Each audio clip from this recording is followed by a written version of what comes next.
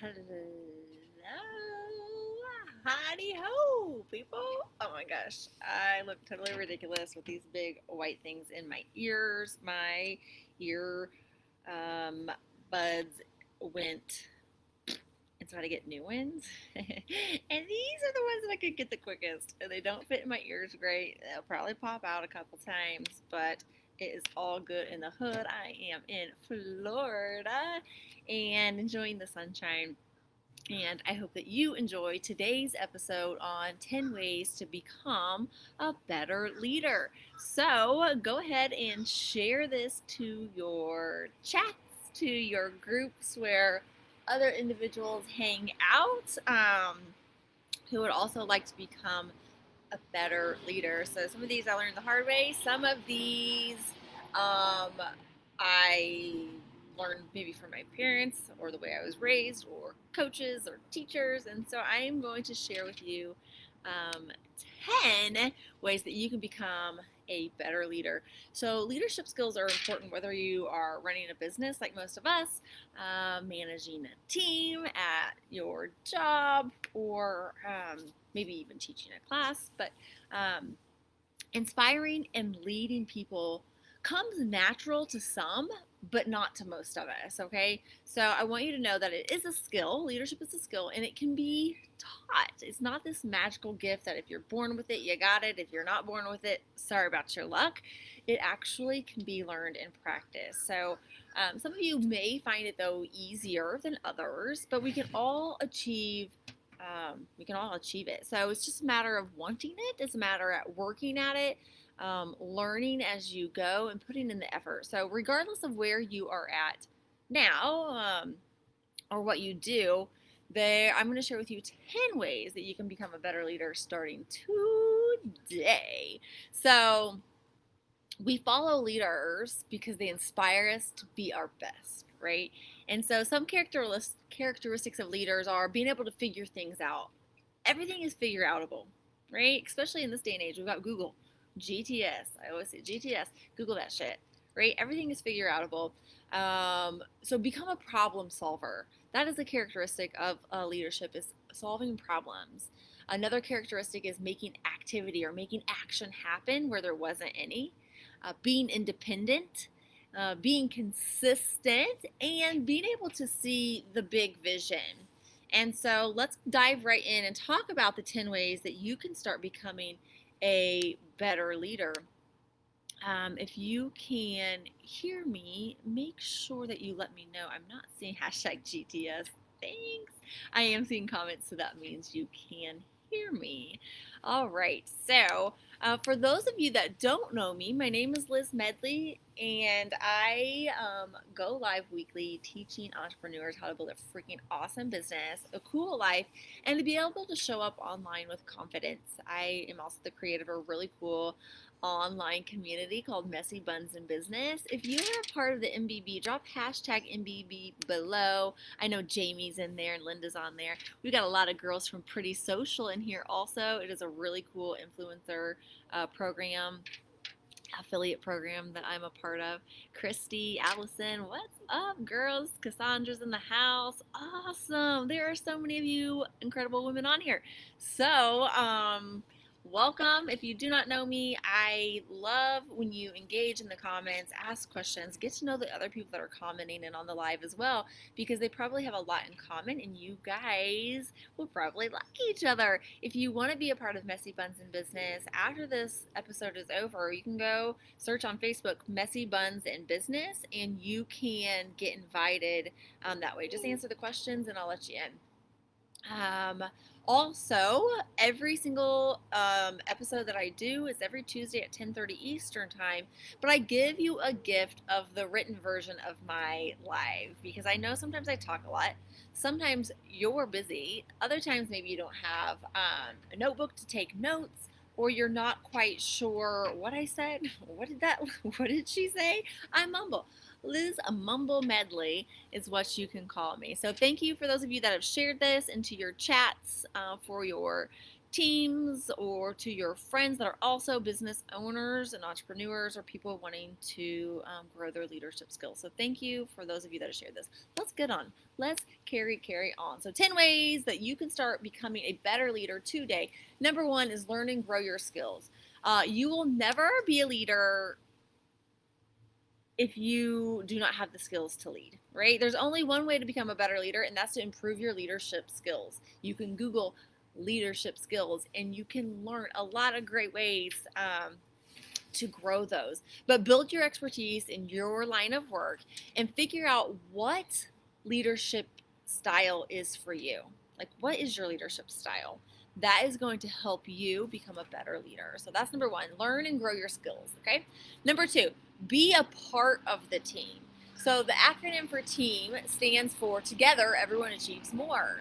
So great leadership comes from those who set themselves apart and who see themselves as a part of the team, not set themselves apart, but that does set you apart from other leaders is when you see yourself as a part of the team.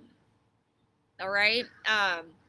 You have no problem with rolling up your sleeves and doing what it takes to support, to help, to guide, to mentor, and get the job done. So being a part of the team is very, very massive. So that's number two. Number three, ready? No, I'm going through these fast, guys. There's 10 of them, and you know I like to talk, so we're just going to stay on task, stay on point, and move through them. Number three, show compassion, care, and lead with love. Compassion, okay, so compassion is going to bridge the gap between what you need and what your people want and what you can give. All right, it is compassionate leaders who are typically the most admired. So channel your compassion. If you aren't naturally compassionate, guess what? You can learn to become more compassionate and to show that you care. And it's really going to bridge that gap from what you want to achieve and what your team can give. And then we also all learn from the Romans that love conquers all, right? Love your people, love your organization, love your team, love those that you serve, and you'll discover the secret to great leadership is love. Okay, love does conquer all. I used to always say when I was in the salon business, I opened it when I was 19, so 2003, I owned it for 11 and a half years. And I used to always say I'm in the love business. I just love the people. Just love the people, right? They're your biggest asset. So let's go on to number 4. Because I have to say, I live in Indiana, and this time of year I don't get to sit outside, and I do spend a lot of time outside in the summer in the warmer months, but the sounds and the birds and the chirps and the noises here are so much different than at home. It's like, what is that? It's like a pterodactyl or something coming in, and it's like, whoa. So if you see me like flinching and weird, it's because the noises around here are so much different than at home. Also, airport traffic is awesome. A lot bigger airplanes here flying overhead than at my house. So. Okay, so let's talk about number 4, becoming a great communicator. And again, if you want the written version of this, just say Liz List below, 2 words, Liz List. Lulubot will send it to you, so then you can get all the details that we're going through. And you know what? Let's carry on. Never mind. Squirrel, sidetrack. All right, so become an excellent communicator. So focus on observing and listening on what's going on around you. Great leaders are excellent communicators. So not just at like speaking, but listening, right? They stay focused on like the little nuances of conversations, right? So being a great observer and listening to what's going on around you and what people are saying is going to help you become a better leader. And number 5 is admitting when you're wrong. Admitting when you are wrong. I wish that my 8-year-old would learn this. Not even admitting it, just accepting it when you are wrong. So it takes strength and confidence, though, to admit that you're wrong, right? Sometimes people think that admitting that you're wrong is a sign of weakness, and then actually it's the complete opposite. As a leader, when you can admit that you are wrong, it really shows strength, and more people are going to respect you as a leader when you can admit that you are wrong. So let's go on to number 6. Learn how to spot talent and give credit where credit is due. So one of the biggest elements of great leadership is knowing how to connect with the right kind of people. So those who can help move the vision forward and develop effective strategies. And it's just important as well to understand how people with different backgrounds and different abilities, how they can work together in moving an organization forward. So learning to spot talent, and then also spotting different people's talents that would be paired together um, to move things forward, right? And so you may be great at this, Sally may be great at this, and those two strengths can move a lot of action, move a lot of things forward and going, and making your vision a reality. And then also give credit where credit is due. So it's not uncommon though in leadership for you to see people taking like all the credit, like, oh, it was me. No, homegirl, it was your team with you. Like, it wasn't just you who did it.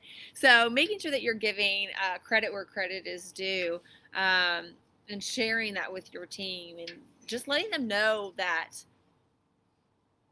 you see them and what they've accomplished is great. And the thing is, it takes a team, right? And it takes a team of many talents to make big things happen. So giving credit where credit is due. Number 7 is bonding with your team. So great teams don't just happen, they're created. And it takes a lot of work, to create great culture and to make those connections, especially, I work 100% basically online. I'll say 99% online. And it's harder for me personally to make connections and bond with people through the computer, through our phones. I FaceTime a lot of my team and I love it when they FaceTime me because it's such a better connection. I'm way better in person than I am video and live. I'm able to connect on a deeper level. It's why I loved having the salon, because it was that, belly to belly, one-on-one time with people. And so bonding with your team is so and so important. And so great leaders take the time and they get in the trenches and they work with their teams and they get to know them. It's also why Pretty Social is going to be having a summer camp where we're going to do some fun team building stuff this coming summer. And so team bonding is important. And if you struggle and you're building online, I suggest trying to FaceTime and see how that works for you. It's helped me tremendously, I feel like, and I know that it throws people off guard on my team but they also, I get to know them better, and so it's definitely really cool. But they're like, Liz, why do you always FaceTime? I always look horrible when you FaceTime. I'm like, it is all good, pretty. It is all good. All right, let's go on. Number 8. Again, if you want the written version of this, just say Liz List below, and we can get that to you. So. Number 8 is be a mentor, not a preacher. And this is something that I struggle with. Even when I come on here and go live, I feel like sometimes I am preaching, and I hate it because I'm not entrepreneurship. I'm passionate about what I talk about, and a lot of times it does come off as if I am preaching instead of mentoring. And so people are interested in growth and development, and they want to find out how they can improve and how they can find their own path, right? So as a leader, we have to have that responsibility to mentor and guide and support people, but not to boss them around and not to preach at them. So that is something that I actually still work on. And my problem is, I don't know if it's my tone, but I'm so passionate about it. I'm like, yes, and that I sometimes think that it's miscued as preaching instead of passion and excitement and like, let's do this dang thing. So, all right, let's go on to number 9, invest in your people. In order to be a great leader, you must start with what matters in your organization. And I mentioned this earlier. It's the people. People are the biggest asset to business. People are the biggest asset to the team and to the organization.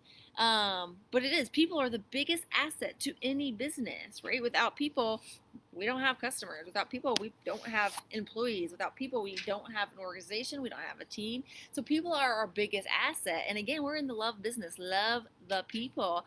If you want people to be happy, engaged, loyal, dedicated, make the time to invest in them. Nurture them. Provide them with a clear vision.